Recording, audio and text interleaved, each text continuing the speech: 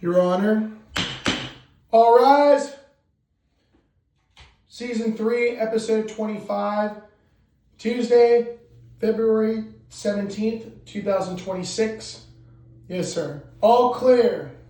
You folks may be seated.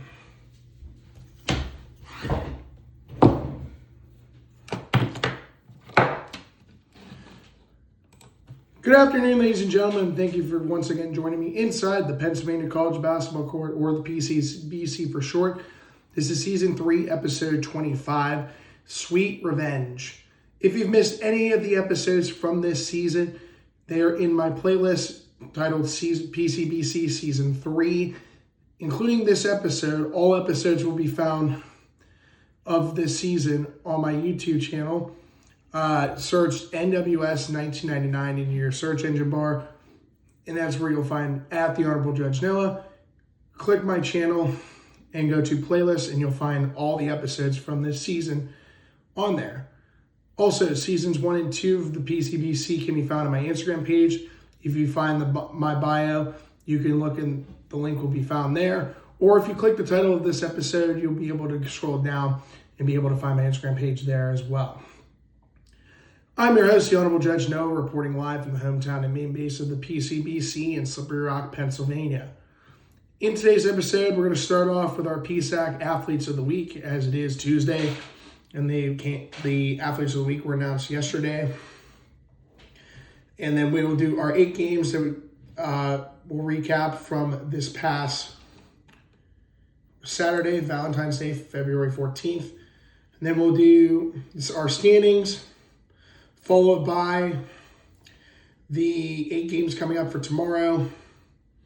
Do our scouting report for IUP versus Seton Hill. And then last but not least, we'll conclude by doing our picks and predictions for tomorrow's games. If you've enjoyed this series so far, please hit that like button, leave a comment down below. And of course, don't forget to hit that big white subscribe button, as we are approaching near 100 subscribers for this regular season. We're near 90 as of today. So please continue to spread the news. I would love to hit 100 subscribers by the end of the season. With that being said, Season 3, Episode 25, court is now in session. So we start off with our Athletes of the Week for the PSAC. Going to the West Division, I kind of had a bad feeling this was going to be the guy that was going to win this award, because Dillard averaged 24 points per game this past week. So the PSAC West Athlete of the Week goes to Pace Prosser of Gannon, guard and sophomore from Berlin, Pennsylvania. He tied a career high with 28 points in Gannon's road win this past Saturday at Seton Hill, going 11 of 18 from the field and knocking down 3 3-pointers. He added 5 assists and went perfect from the free throw line, 4 out of 4, leading the number 6 Golden Knights in scoring. For the week, he averaged 27 points per game, shooting 61% from the field, 52% from three-point range, and 9% at the foul line, anchoring Gannon's offensive attack in a 2-0 week. For the Defensive Athlete of the Week, it goes to Bryson Lucas out of Penn West, California, forward and redshirt junior from Clarksburg, West Virginia. He averaged a double-double at 19 points and 10.5 rebounds with 2.5 steals and 2 blocks per game, as the Vulcans earned another pair of victories in PSAC West action. He also tallied 3 assists per game while shooting 55.6% from the field, and posted a double-double with 14 points, 12 rebounds with 1 block and 2 steals in Wednesday's 35-point win at Seton Hill. The West Virginia native helped the Vulcans limit the Griffins to a season-low 48 points, going 33% from the field, and then closed out with a 24.9 rebounds performance, along with 3 blocks and 3 steals in a 17-point win against Clarion on Saturday. For the PSAC East Athlete of the Week, it goes to Adrian Brito of East Stroudsburg, forward and freshman from the Bronx. Brito had an outstanding week as the primary engine of East Stroudsburg's offense, leading the Warriors to a season high in scoring and efficiency against Mansfield and Shippensburg. The freshman had performances of 15 and 19 points in both double-digit wins over Mansfield and Shippensburg, playing no more than 20 minutes in each game. Against Mansfield, he went 6 of 10 from the field and split a pair of 3-point attempts. On the glass, he created numerous second chance opportunities, with all 4 of his rebounds coming on the offensive end. In the second game of the week, Brito was not only the Warriors' leading scorer, but the most efficient. Went 7 of 8 from the field, making both of his 3-pointers. Went 3 of 4 from the free throw line. Rounding out his performance, he dished out a team-high 4 assists. For the East Division's Defensive Athlete of the Week, Favor Okigwe from Shepherd, forward and sophomore from Edgewood, Maryland. Averaged 14.5 rebounds per game in the 2-0 week for Shepherd. 22 of his 29 rebounds were defensive. He had 3 assists, 3 blocks, 4 steals, and 13 points per game as Shepherd increased its winning streak to 7 games. So congratulations to those 4 for being selected for the PSAC Athletes of the Week from this past week, which the games occurred on the week of February 9th through February 14th. All right, with that being said, let's get to the recapping of our games from Saturday. First off, we're going to the McKenna Center in Greensburg, Seton Hill hosting Gannon. In the first half, Gannon outscored Seton Hill 38-31. Second half, Gannon outscored Seton Hill 47-42. As the Golden Knights beat the Griffins 85-73. Gannon improves to 22-2 with a 15-1 record in conference play. Seton Hill drops to 13-11 with a 7-9 record in conference play. For Gannon, no surprise, my player of the game goes to Pace Prosser. 32 minutes, went 11 of 18 from the field, 3 of 8 from three-point range, 4 of 4 from the free throw line, 7 rebounds, 5 assists, 1 steal. Correction, he had 29 points, not 28. Lucas Morgan in 31 minutes had 10 rebounds and 14 points, so he recorded double-double. And Precious Adiru in 16 minutes had 7 rebounds for 11 points. In the first half, Gannon shot 43.2% from the field, 26.3% from three-point range, and 50% from the free throw line. Second half shot 51.6% from the floor, 44.4% from three-point range, and 78.6% from the free throw line. Overall, the Golden Knights of Gannon shot 47.1% from the field, 32.1% from three-point range, and 75% from the free throw line. No technical fouls assessed to Gannon. Also, I've almost fully recovered. My voice, this is the best my voice has felt in a couple weeks. As you may have seen the last episodes, my voice was way out of it. For Seton Hill, my player of the game, I'm going to go with Dean Simmons. In 28 minutes, he had went 6 of 15 from the field, 1 of 5 from three-point range, 4 of 4 from the free throw line, 8 rebounds, 1 assist for 17 points. Camden Brewer in 32 minutes had 5 rebounds, 1 assist, and a steal for 17 points. Kendrick Curtis had a little bit of a better performance. He, in 34 minutes, had 6 rebounds, 6 assists, 1 block, and 3 steals for 16 points.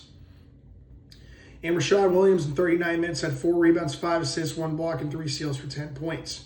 Adair Ortiz did not play in this game for Seton Hill. In the first half, Seton Hill shot 34.5% from the field, 21.4% from three-point range, and 100% from the free throw line, going 8 out of 8. Second half shot 51.9% from the floor, 45.5% from three-point range, and 69.2% from the free throw line. Overall, the Griffins of Seton Hill shot 42.9% from the field, 32% from three-point range, and 81% from the free throw line. No technical fouls assessed to Seton Hill. Got that game correct. Next game, we go to the out east of near New Jersey to the Kohler Fieldhouse as East Stroudsburg hosted Shippensburg.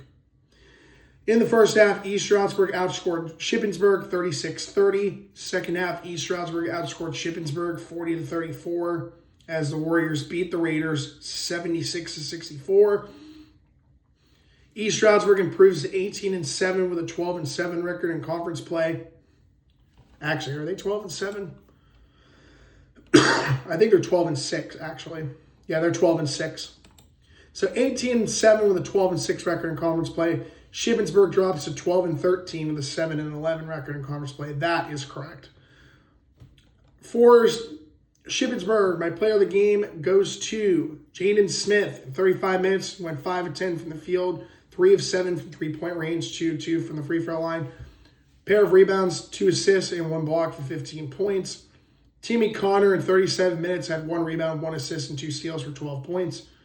Gabriel Romero-Sands had a very good performance for IUP Crimson Hawk. In 23 minutes off the bench, had 4 rebounds, 2 assists, and 3 steals for 12 points. And Michael Dixon, in 34 minutes as a starter, had 1 rebound, 4 assists for 11 points. So no no Marcus Frank again. In the first half, Shippensburg shot 46.2% from the field, 20% from three-point range, and 100% from the free throw line, going 4 out of 4. Second half, shot 50% from the field, 44.4% from three-point range, and 66.7% from the free throw line. Overall, the Raiders of Shippensburg shot 48.1% from the field, 31.6% from three-point range, 80% from the free throw line.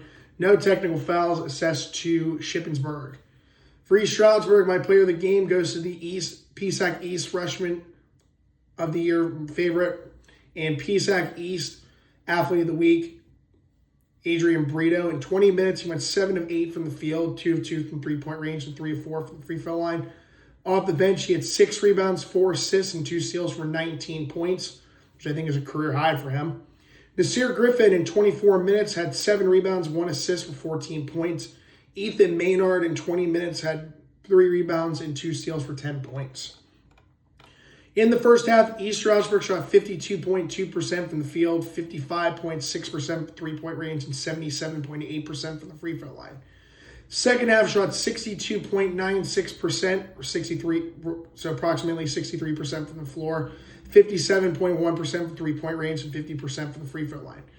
Overall, the Warriors of East Stroudsburg shot 58% from the field, 56.3% from three-point range, and 69.2% from the free throw line. No technical fouls assessed to East Stroudsburg. Next game, the Battle of US 422, 202nd all-time meme between these two programs. The Rock of SRU, my alma mater, versus the team I root for, the IUP Crimson Hawks, at the KCAC in Indiana. And I was in this game, attendance for that game. Second time I've been to the KCAC in 2 weeks. And then I will also be there on Saturday when IUP hosts Clarion. In the first half, IUP outscored Slippery Rock 40-32. In the second half, IUP outscored Slippery Rock 48-47. IUP ended up holding on to win this game 88-79. The Crimson Hawks improved to 18-4 with a 13-3 record in conference play. Slippery Rock drops to 15-9 with an 8-8 record in conference play. And with that, IUP officially clinches a top 3 finish in the PSAC West for this regular season. For SRU, my player of the game goes to Kerwin Prince. In 30 minutes, he went 9 of 12 from the field, 1 of 1 from three-point range, 4 of 8 from the free throw line, 7 rebounds and 1 steal for 23 points. Dame Gibner had a double-double for the Rock in 38 minutes, had 11 rebounds, 2 assists, and 3 steals for 18 points. RJ Sledge in 34 minutes had 2 rebounds, 3 assists, 1 block, and 2 steals for 11 points. And Isaac James in 31 minutes had 6 rebounds for 10 points. In the first half, Slippery Rock shot 50% from the field, 28.6% from three-point range, and 57.1% from the free throw line. Second half shot 48.9% from the floor, 30% from three-point range, and 73.7% from the free throw line.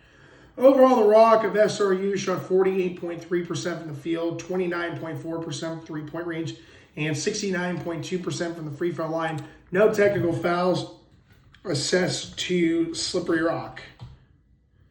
For IUP, my player of the game goes to Dallas Dillard, who recorded his third 30-point game in the last 4 contests for the Crimson Hawks. As in 34 minutes, he went 8 of 16 from the field, 2 of 5 from three-point range, and 13 of 17 from the free throw line. 5 rebounds, 3 assists, and 1 steal for 31 points. As of tomorrow's matchup, he is 52 points away from 1,000 points in his career. Kamani Marrero in 27 minutes went 4 of 8 from the field, 1 of 3 from three-point range, 4 of 4 from the free throw line, 3 rebounds, 3 assists, and a steal for 13 points. He, at the time of this tomorrow's matchup, is 248 points away from 1,000. So most likely will not hit it this year, but he is on pace to definitely hit it at some point early in the 2026-2027 season for the Crimson Hawks. That is if he stays with them. Highly likely. Christian Moore in 31 minutes went 3 of 10 from the field, 3 of 8 from three-point range, 3 rebounds, 2 assists for 9 points. He is now 127 points away from 1,000 in his career at IUP. There's a possibility he could hit it, although he has over 1,000 career points in his collegiate career. He had 239 points while playing at the University of New Hampshire, so he is well over 1,000 points in his career, collegiate career, that is. Demir Brooks in 26 minutes went 2 of 2 from the floor, 1 of 1 from the free throw line, 2 rebounds, 1 assist, and 1 steal for 5 points. Tyler Grove in 19 minutes went 1 of 6 from the field, which all 6 of those attempts were 3-pointers, converting on the 1. 4 rebounds for 3 points. Off the bench, Bautista Rodriguez had his best start for IUP in 26 minutes, with going 4 of 5 from the field and 7 of 8 from the free throw line. 5 rebounds, 2 assists, 1 block, and a steal for 15 points. Luke Triggs in 10 minutes went 3 of 6 from the floor, 1 of 2 from three-point range, 1 of 1 from the free throw line, 2 rebounds for 8 points. And Ian Herring in 27 minutes went 2 of 4 from the field, of 2 from three-point range, of 1 from the free throw line, 10 rebounds, 2 assists, and 2 steals for 4 points. In the first half, IUP shot 41.2% from the field, 33.3% from three-point range, and 66.7% from the free throw line. Second half shot 56.5% from the floor, 25% from three-point range, and approximately 87% from the free throw line at 86.96. Overall, the Crimson Hawks of IUP shot 47.4% from the field, 30.8% three-point range, and 81.3% from the free throw line. No technical fouls assessed to IUP. So far, 3 for 3. Make it 4 for 4. We're going to the Decker Gymnasium in Mansfield as they hosted Shepherd. In the first half, Shepherd outscored Mansfield 45-29. Second half, Mansfield outscored Shepherd 43-41. Shepherd ended up winning this game 86-72. The Rams improved to 16-8 with a 12-5 record in conference play, and the Mountaineers dropped to 2-22 with a 1-17 record in conference play. For Shepherd, they had 5 players in double digits. My player of the game goes to Elaine Wardlaw. Off the bench in 27 minutes, went 6 of 12 from the field, 2 of 6 from three-point range, 4 of 4 from the free throw line, 3 rebounds, 3 assists for 18 points. Deade Traore off the bench in 31 minutes, had 7 rebounds, 2 assists, 1 block, and 1 steal for 17 points. Brody Davis in 36 minutes went 7 rebounds, 2 assists, and 1 steal for 15 points. Favoro Kigwe, the PSAC East Defensive Athlete of the Week, had 12 rebounds, 1 assist, 1 block, and 1 steal for 14 points. And Colby White in 28 minutes had 3 rebounds, 1 assist for 14 points. In the first half, Shepherd shot 47.2% from the field, 41.7% from three-point range, and 66.7% from the free throw line. Second half, shot 51.7% from the floor, 33.3% from three-point range, and 57.1% from the free throw line. Overall, the Rams of Shepherd shot 49.2% from the field, 38.1% from three-point range, and 60.9% from the free throw line. No technical fouls assessed to Shepherd. For Mansfield, my player of the game goes to Sterling Scott. In 36 minutes, he went 8 of 19 from the field, 0 of 4 from three-point range, 2 of 3 from the free throw line, 9 rebounds, 3 assists, and 2 steals for 18 points. Julian Wilson off the bench in 21 minutes had 4 rebounds, 1 assist for 13 points. And Joshua Franklin in 28 minutes had 5 rebounds, 4 assists, and a steal for 11 points. In the first half, Mansfield shot 36.4% from the field, 25.4% from three-point range, and 33.3% from the free throw line. Second half shot 50% from the floor, 33.3% from three-point range, and 33.3% from the free throw line. Overall, the Mountaineers of the Commonwealth University of Mansfield shot 43.5% from the field, 29.6% from three-point range, and 33.3% from the free throw line. No technical fouls assessed to Mansfield. Next game, Lock Haven at Millersville in the Priscilla Gymnasium. In the first half, Millersville outscored Lock Haven 44-35. Second half, Millersville outscored Lock Haven 42-34. The Marauders beat the Bald Eagles 86-69. Millersville improves to 17-8 with an 11-6 record in conference play, and Lock Haven drops to 9-15 with a 5-12 record in conference play. For Lock Haven, my player of the game goes to Dylan Scott. In 30 minutes, he went 6 of 14 from the field, 3 of 8 from three-point range, 2-2 from the free throw line, 4 rebounds for 17 points. Blake Deegan in 26 minutes had 6 rebounds, 1 assist, and 2 steals for 14 points. Dean Coleman Newsom in 34 minutes had 2 rebounds, 2 assists for 13 points. Luke Kennevan in 34 minutes had 3 rebounds, 4 assists, and a steal for 10 points. And Keith Warren in 29 minutes had 3 rebounds, 3 assists for 10 points. Lock Haven had 7 players on their bench that played in this game for the Bald Eagles. They scored a combined total of 4 points. Whole bunch of zeros. In the first half, Lock Haven shot 38.7% from the field, 38.5% from three-point range, and 85.7% from the free throw line. Second half shot 42.9% from the floor, 40% from three-point range, and 100% from the free throw line, going 6 out of 6. Overall, the Bald Eagles of the Commonwealth University of Lock Haven shot 40.7% from the field, 39.1% from three-point range, and 92.3% from the free throw line. For Millersville, my player of the game goes to Dave Waters. In 36 minutes, he went 6 of 19 from the floor, 2 of 10 from three-point range, 10 of 10 from the free throw line, 2 rebounds for 24 points. Elazar Matthew Spratley in 33 minutes had 1 rebound, 1 assist, 1 block, and 1 steal for 15 points. Amir Hurst in 34 minutes had 5 rebounds, 4 assists, 1 block, and 1 steal for 13 points. Dante Weiss off the bench in 24 minutes had 4 rebounds, 4 assists, and 2 steals for 11 points. In the first half, Millersville shot 45.7% from the field, 31.3% from three-point range, and 100% from the free throw line, going 7 out of 7. Second half shot 50% from the floor, 31.3% from three-point range, and 90% from the free throw line. Overall, the Marauders of Millersville shot 47.6% from the field, 31.3% from three-point range, and 94.1% from the free throw line. No technical fouls assessed to Millersville. The next game, Pitt Johnstown hosting Edinburgh, one of the 2 games I did not get correct. Because I had Pitt Johnstown winning this matchup over Edinburgh at the UPJ Sports Center. In the first half, Edinburgh outscored Pitt Johnstown 38-27. Second half, Pitt Johnstown outscored Edinburgh 44-35. But Edinburgh did hold on to win 73-71 over Pitt Johnstown. The Fighting Scots improved to 12-11 with an 8-8 record in conference play. Mountain Cats still sitting in the bottom of the PSAC West with a 11-13 record and 5-11 in conference play.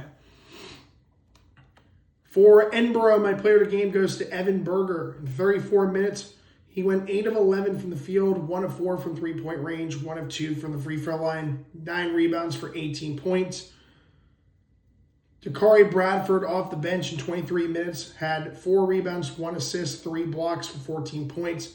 Rowan Carmichael in 30 minutes had 5 assists and 1 steal for 13 points. And Bryce Baez in 21 minutes had 6 rebounds, 1 assist for 11 points. In the first half, Edinburgh shot 41.2% from the field, 40% from three-point range, and 66.7% from the free throw line. Second half shot 37.9% from the floor, 23.1% from three-point range, and 62.5% from the free throw line. Overall, the Fighting Scots of Penn West Edinburgh shot 39.7% from the field, 32.1% from three-point range, and 63.6% from the free throw line, with no technical fouls assessed to Edinburgh. For Pitt Johnstown, my player of the game once again is Baden Forup. 34 minutes, he went 9 of 19 from the field, 5 of 6 from the free throw line. Another impressive double-double with 15 rebounds, 1 assist, and 2 steals with 23 points.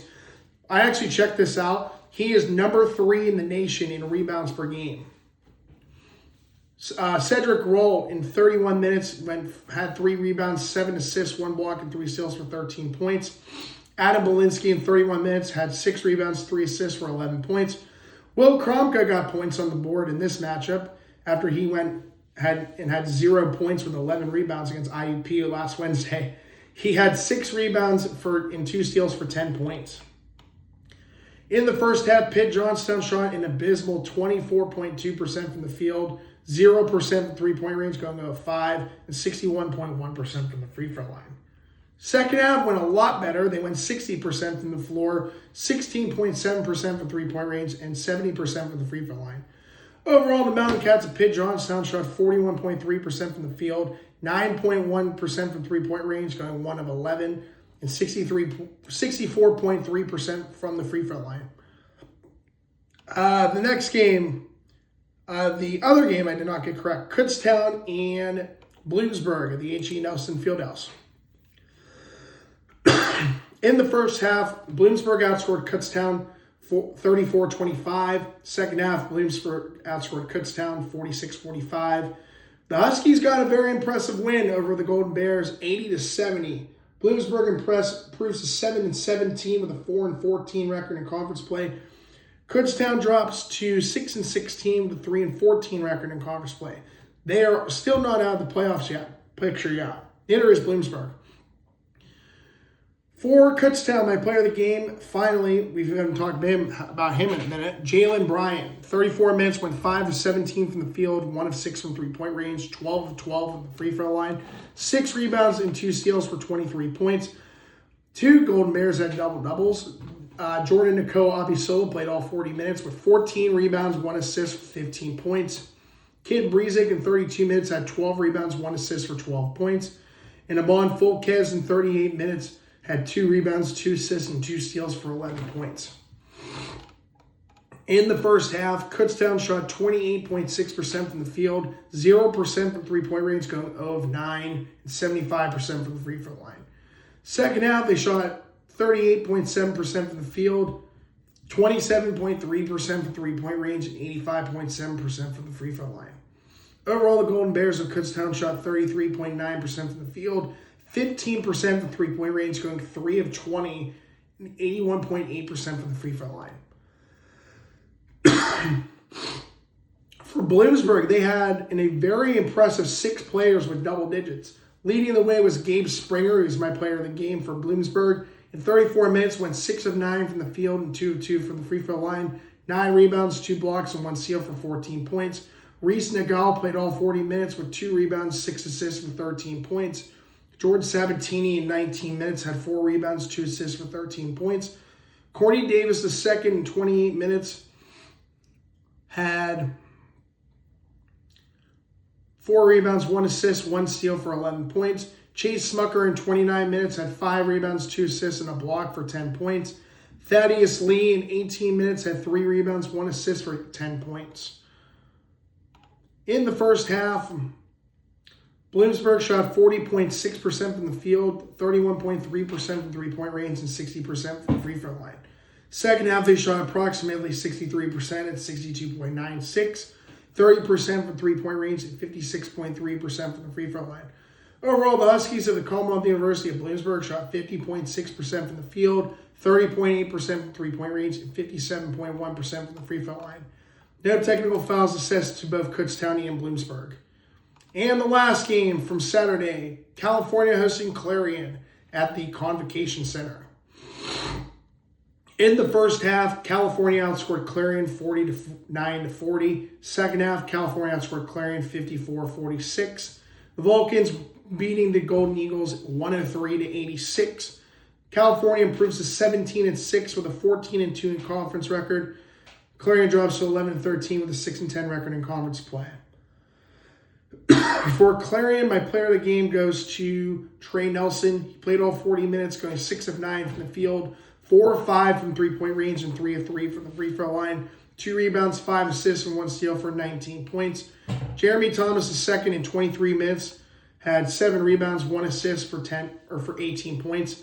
Gavin Cody in 25 minutes had 3 rebounds, 1 assist for 13 points. Justice Easter in 33 minutes had 6 rebounds, 1 assist, and 1 steal for 10 points. And Aiden Cunningham, the freshman, in 30 minutes had 4 rebounds, 1 assist, and 1 steal for 10 points.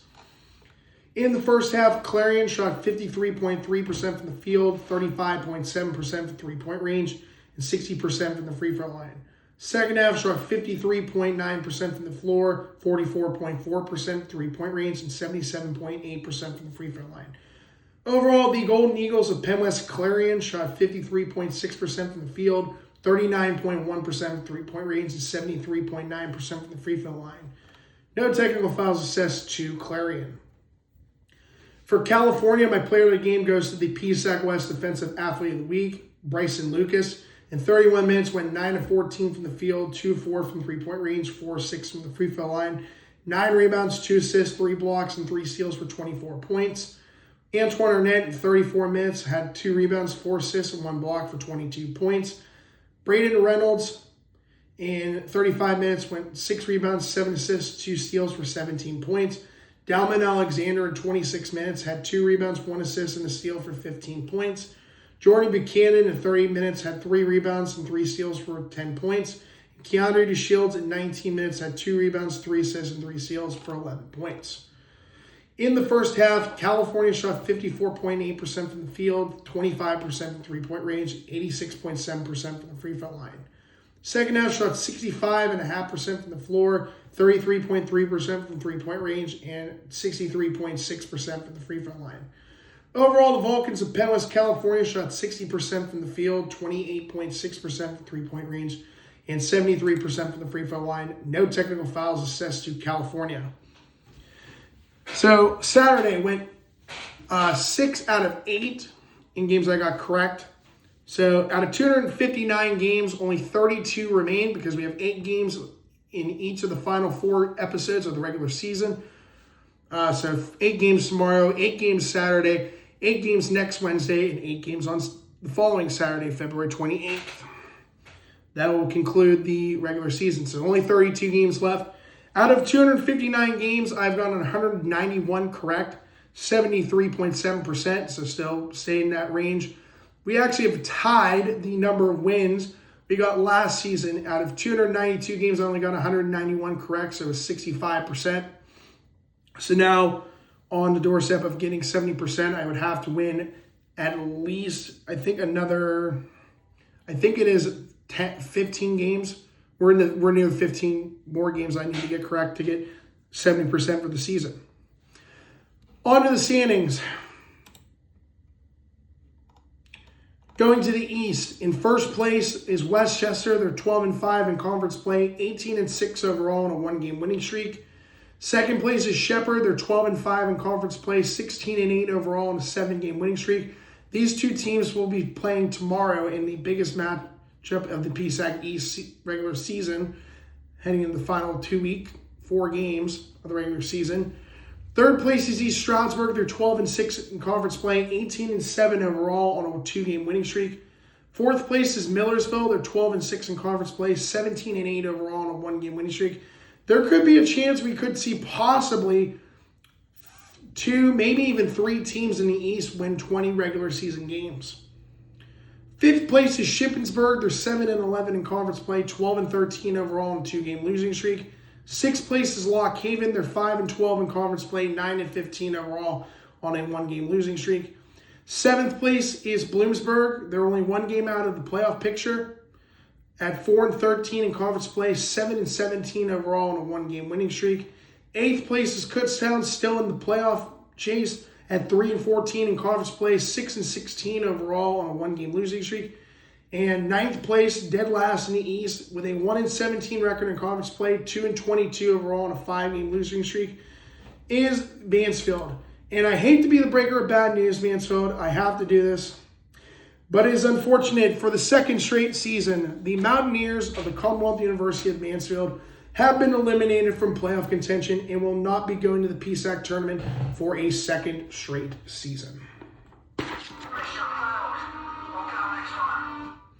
Yeah, that was kind of the unfortunate timing, but yeah, sorry, Mansfield. Better luck next year. Maybe. Going to the West. First place is Gannon. They're 15-1 in conference play, 22-2 overall on a 9-game winning streak. Second place is California. They're 14-2 in conference play, 17-6 overall on a 2-game winning streak. Third place is IUP. They're 13-3 in conference play, 18-4 overall on a 5-game winning streak. Crazy enough, if IUP was in the East, they'd be number 1 by 1.5 games for first place in the East. Fourth place is Slippery Rock, 5 games back in conference play, 8-8 in conference play, 15-9 overall on a 1-game losing streak. Fifth place is Edinburgh, they're 8-8 in conference play, 12-11 overall on a 1-game winning streak.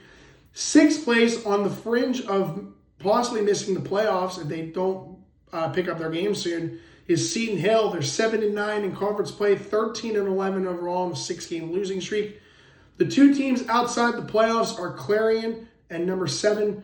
They're 6-10 in conference play, 11-13 overall on a 2-game losing streak. And dead last is Pitt Johnstown. They're 5-11 in conference play, 11-13 overall on a 4-game losing streak. Still not out of the playoffs picture yet.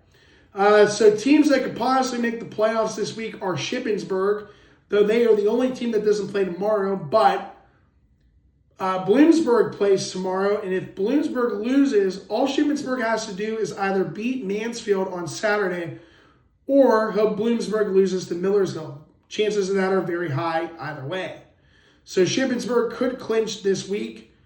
The teams in the West, Slippery Rock and Edinburgh are 2 games ahead of Clarion with 4 games left to go. So if they win 2 games this week, there's a good chance they could make the playoffs, but we'll have to wait and see. I don't think anyone can clinch tomorrow, unfortunately, because Shippensburg does not play tomorrow. So we won't be probably figuring out who makes the playoffs or who gets bids into the tournament until probably 2 episodes from now. So next Tuesday's episode 27. So that's where we sit. If the playoffs were today, Westchester and Shepherd would get first-round byes. East Stroudsburg would host Lock Haven as the 3-6 matchup, and Millersville would host Shippensburg as the 4-5 matchup. In the West, Gannon and California would get first-round byes. IUP would host Seton Hill as the 3-6 matchup. How fitting, because actually that's the matchup coming up tomorrow. IUP hosting Seton Hill. And then Slippery Rock would host Edinburgh as the 4-5 matchup in the West. All right, now our matchups for tomorrow. All 7:30 games. First one I have is Clarion at Edinburgh. Clarion is 11-13, traveling to the Fighting Scots, who are 12-11 at the Macomb Fieldhouse.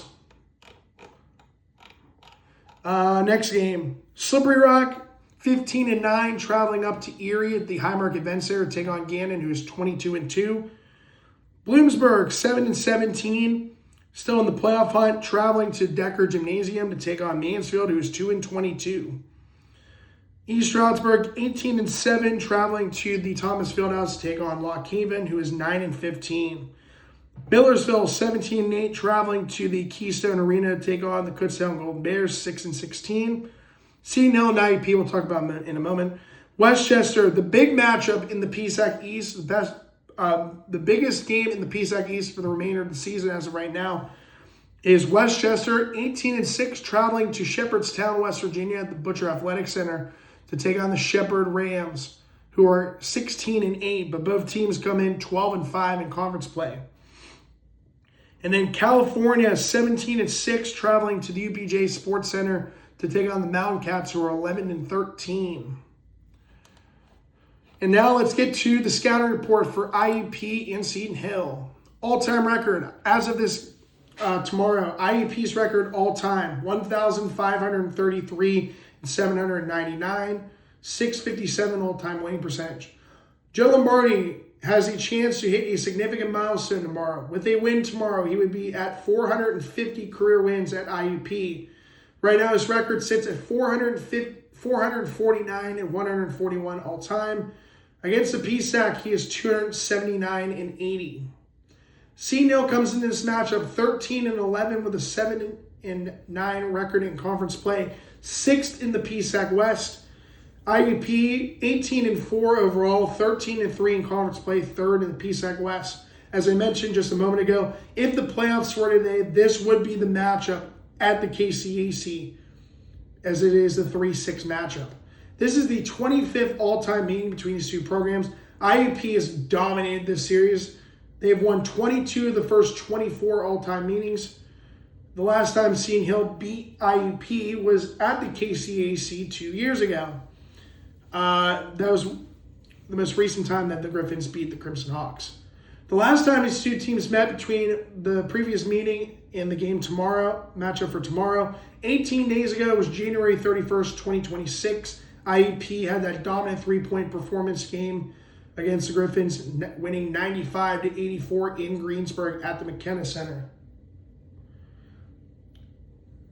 The date is for tomorrow, February 18th, 2026. Time is 7:30 Eastern.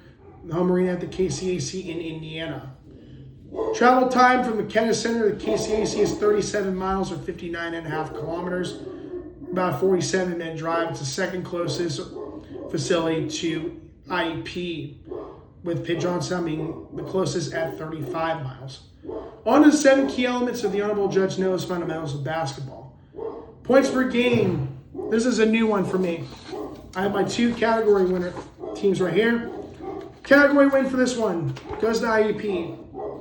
4th in the conference in points per game at 85.6. Seton Hill is 7th at 82.3. Defensive points per game. Category win goes to IUP. 3rd in the conference at 72.8 points per game allowed. Seton Hill's 12th at 78.3. Field goal percentage. Category win goes to IUP. At 4th in the conference in field goal percentage at 48.2%. Seton Hill's 7th at 47.7%. Free throw percentage. Category win goes to IUP. It's 3rd in the conference at 73.3%. Seton Hill is 14th in the conference at 68.8%. 3-point field goal percentage. IUP is the winner automatically because they're number 1 in the conference still. 3-point field goal percentage at 37.7. Seton Hill is not too far behind them at 36.2. That's 3rd in the conference. So these are 2 really good 3-point shooting teams. Rebounding. IUP with the slightest advantage wins this category as well. 9th in the conference at 37 rebounds per game. Seton Hill is 10th at 36.9. And then last but not least, the assist to turnover ratio. We have the automatic winner. That is IUP. 1.46 assists per turnover. Seton Hill is 6th in the conference at 1.17. So the winner for this scenario, IUP wins it unanimously for the 3rd time this season and 3rd time overall in the PCBC's history. They won all 7 categories unanimously. How fitting. Top 3 scores for IUP, no changes needed to the top 3 once again. Number 1 scorer for the Crimson Hawks is number 5, Dallas Dillard, who just got announced yesterday, along with Pace Prosser of Gannon, as 2 of the top 50 final nominees for the Beva Francis Award, essentially the MVP of college basketball. So congrats to those 2 for being nominated for that award as they are approaching the final stats on that. Okay, where are we at? Okay, here we go. Dallas Dillard averaging 21 points, 6.3 rebounds per game, shooting 47.1% from the field and 41.2% from three-point range. Second highest scorer is number 11, Christian Moore, averaging 17.5 points, 3.4 rebounds per game, shooting 48.7% from the field and 42.2% from three-point range. Third highest scoring player is number 1, Kamani Marrero, averaging 13 points, 2.5 rebounds per game, shooting 44.5% from the field and 36.8% from three-point range. For the Griffins, their top 3 scorers, I guess they really didn't change because I didn't know they were going to be in there, but they're back supposedly. Top scorer for the Griffins, one of the guys who could be nominated for his second team PSAC honoree yet again. The 6'7" forward and junior from Baltimore, Maryland, number 11, Kendrick Curtis, did not play against IUP in the previous matchup. Kendrick Curtis this season is averaging 16 points, 7.7 rebounds per game, shooting 51.9% from the field and 24.1% from three-point range. Second highest scoring player is number 20, 6'9" forward and redshirt sophomore from San Juan, Puerto Rico at Ortiz. Also did not play against IUP. Averaging 14.9 points, 7.3 rebounds per game, shooting 51.8% from the field and 44.8% from three-point range. And one of the only guy from the top three we did see play against IUP was number 3, the 6'1" guard and freshman from Norfolk, Virginia, Rashad Williams. Against IUP, he had 10 points in 38 minutes, had 10 points, 5 rebounds, and 7 assists. He is averaging 14.1 points, 3.7 rebounds per game, shooting 43.3% from the field and 39.3% from three-point range. On to my 3 keys to the game. SET. First is sweep them folks from Greensburg.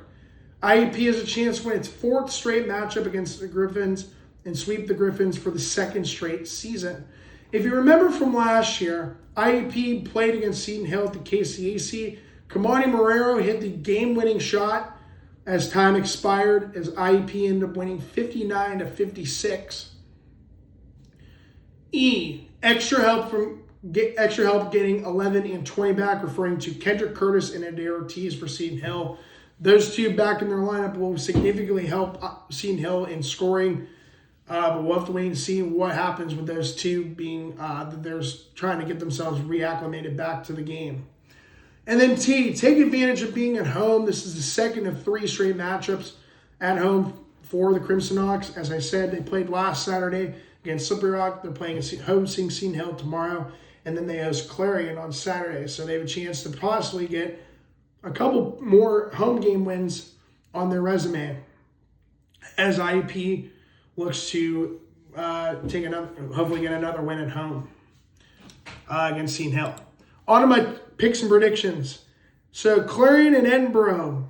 I'm going to go with Edinburgh. Slippery Rock and Gannon. I would love my alma mater to win, but Gannon's going to win this game. Bloomsburg and Mansfield. Give me Bloomsburg.